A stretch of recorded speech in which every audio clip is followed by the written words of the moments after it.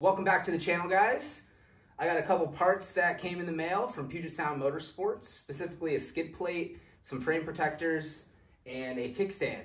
So I'm going to walk you guys through the install process of that. So stay tuned and enjoy the video. All right, we'll start off. Let's take a look at the parts. So I picked up the skid plate, these frame protectors, or I should say battery protectors, nice billet aluminum, as well as a billet aluminum kickstand. These come in all different colors too, so you can match the aesthetic of what you're going for on your bike. Looking closer at the skid plate, this looks like it's pretty good quality. There's not too many options for these bikes right now. The first one that I looked at was the SXS skid plate, and that's actually what my buddy is gonna run on his bike, so I had a chance to check it out in person, feel it, you know, see how heavy it was, and I like it, but I wanted to try something a little bit different and give this one a try. I do like the SXS skid plates. I've ran them on my gas bikes in the past, and they do a really good job off-road because they are that plastic material, so they slide over rocks and logs easier than a metal skid plate was. These can have a tendency to, you know, gouge when they slide over a rock, and you can get binded up on it. So I'll be curious to see how this performs off-road. And then my other concern with it is the protection it offers. So the stock skid plate, if you look at it, it ends right here. But also, there's a void underneath the motor. So if you come up over a rock and land on it just right, you could potentially damage your motor. So I wanted to remedy that with a skid plate. I think this is gonna work out pretty well because it goes all the way across, unlike the stock skid plate, but time will tell with that. So yeah, let's jump into it. I actually don't think I'm going to install the kickstand today because I do have a set of foot peg lowering brackets that a company is making. I'll link them in the description.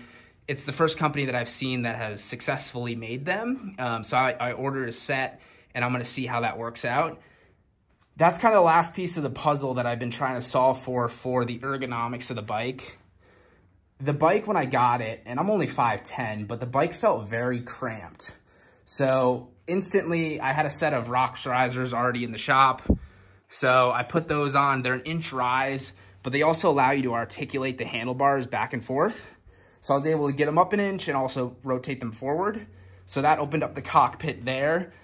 But that remaining piece has been the foot pegs. So I have those lowering brackets on order.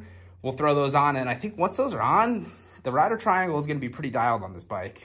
All right, let's jump into it. I got to take the bike off the stand and start removing all the bolts for the skid plate. I'll walk you guys through that so you guys can see the exact process for that.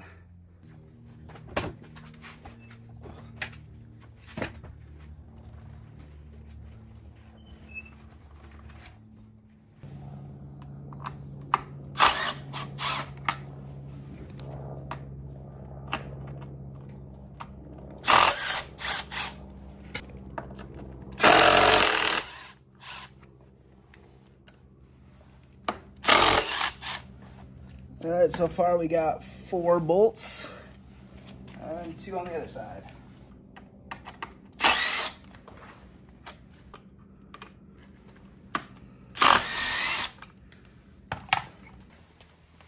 All right, after those 6 bolts are removed, this should just slide on out. Not too bad. Already taken some hits with this. Not too bad though. Frame rails are still good, not dented. All right, let's grab the Puget Sound skid plate.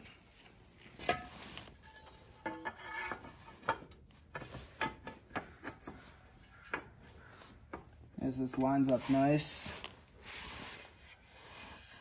One of the differences with the SXS skid plate is I believe it comes up over your controller a little bit up here, so it even provides even more protection for if you get an impact to there. I don't foresee myself impacting it here. More protection never hurts, but we'll give this a run and see how it goes. Worst case, I damage my controller and I'm forced to upgrade. So on the skid plate, there's 2 smaller holes towards the back on the sides. Those are the ones that are going to take the larger spacer and the larger bolt.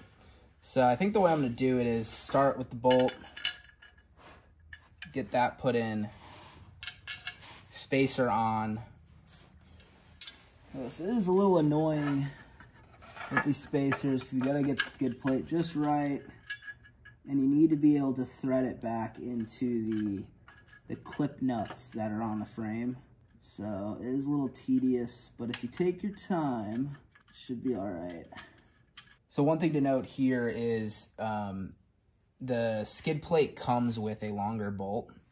I wanted to use the stock bolt because it has a larger head on it,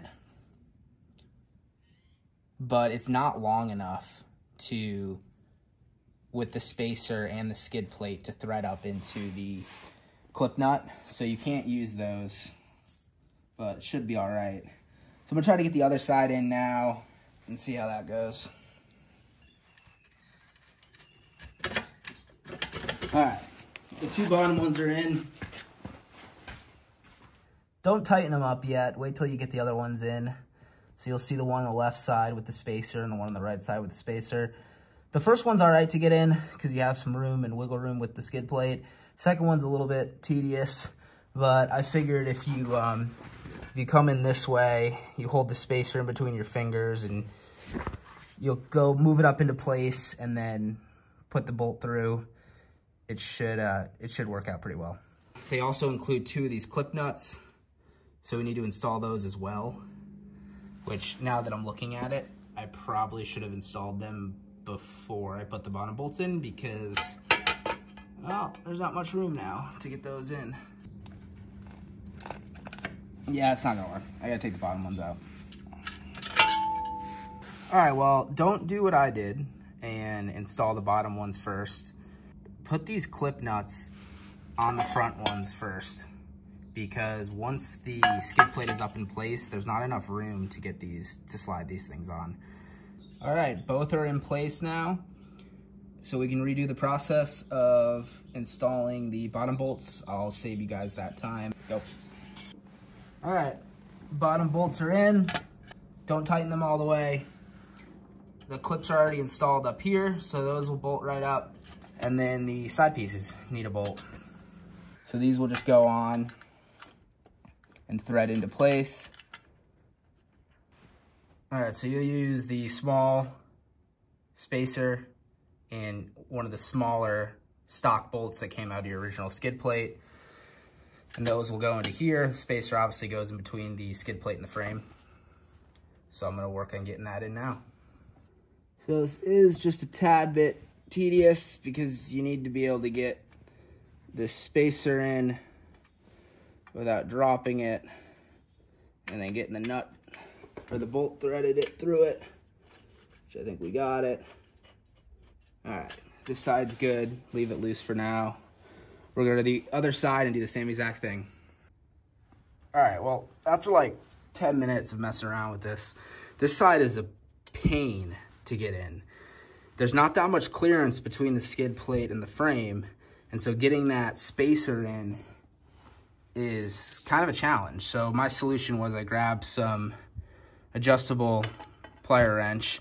I was able to clamp on this and pull it out just enough to slide that spacer in the back, and then I was able to thread the bolt in. But it took numerous tries. I dropped it a few times and had to keep restarting. So that's something to note. So yeah, I just got one more bolt up front here on the controller, and then we can get everything tightened up and we're good to go.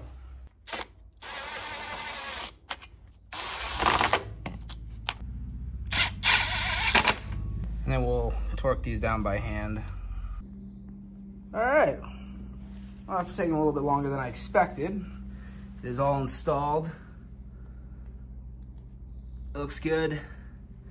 And then the protection on the bottom is a little bit better than the stock one. So if you look down here, the motor's still exposed right here.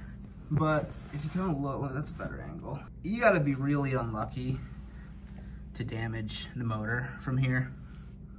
So I think this will be good. All right, on to the next thing.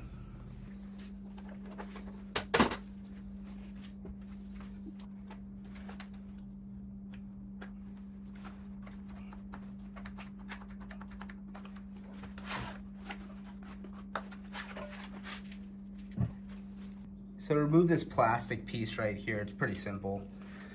You're gonna go on the other side, get yourself a Phillips screwdriver and remove the screws that go into it. I've already removed the other side, but so you can see where the tabs are. Just go remove those. You kind of need a smaller screwdriver because there's not much clearance down in the battery tray. To get the screw started, put your Allen key on it. Start it in a little bit. All right, first one's down. All right, now we just gotta tighten them all down.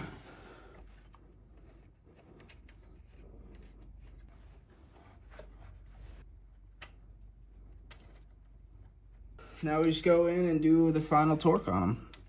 Remember, these are going into aluminum, so don't go too crazy. Just like one ugga-dugga. It does look pretty trick. What do you guys think? Definitely way better than the gray. All right, let's do the other side. Same process.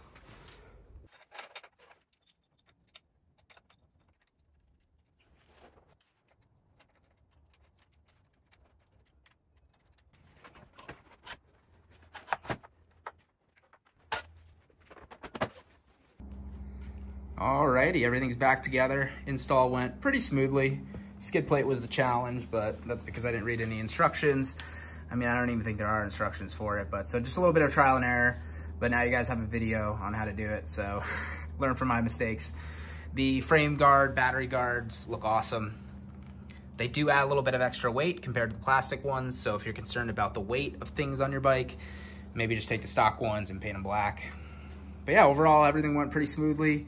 I appreciate you guys watching and tuning in. More mods to come. I'll make another video once I get the lowering brackets for the foot pegs, so you guys can see how that's installed, and then I'll give you my feedback on how it feels for a 510 rider. I think it'll really open up the rider triangle and get that dialed in.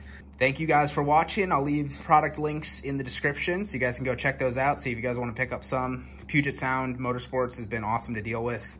The owner is a cool dude. He's really involved with the community, and he's got a pretty big passion for this. So it's awesome to support people like him. And so yeah, I'll catch you guys in the next one. Thanks for watching. See ya.